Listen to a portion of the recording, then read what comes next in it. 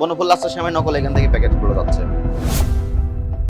দেশের বিভিন্ন বাজারে আবারও সক্রিয় হয়ে উঠেছে নামি দামি ব্র্যান্ডের নকল মোড়কে পণ্য বিক্রির চক্র। জনপ্রিয় ব্র্যান্ডের ডিজাইন, রং ও লোগোর সঙ্গে মিল রেখে তৈরি করা হচ্ছে নকল প্যাকেট। বাহিরে থেকে দেখে আসল ও নকল আলাদা করা কঠিন হওয়ায় সাধারণ ক্রেতারা প্রতিনিয়ত প্রতারণার শিকার হচ্ছেন।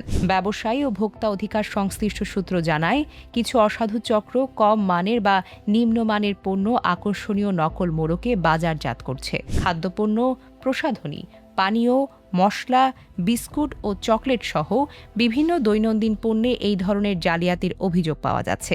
এতে একদিকে যেমন ক্রেতারা আর্থিক ক্ষতির মুখে পড়ছেন, অন্যদিকে স্বাস্থ্য ঝুঁকিও বাড়ছে।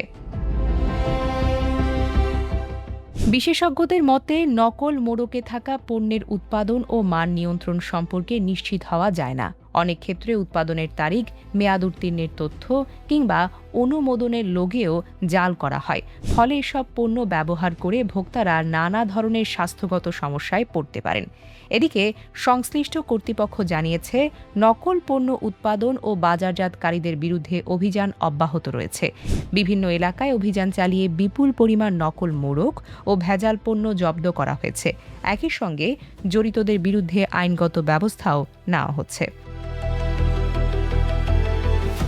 বিশেষজ্ঞরা পরামর্শ দিচ্ছেন, পণ্য কেনার আগে মোড়কের বানান, উৎপাদনকারী প্রতিষ্ঠানের তথ্য, মেয়াদ, বারকোড, কিউআর কোড এবং সরকারি অনুমোদনের চিহ্ন ভালোভাবে যাচাই বাছাই করা উচিত।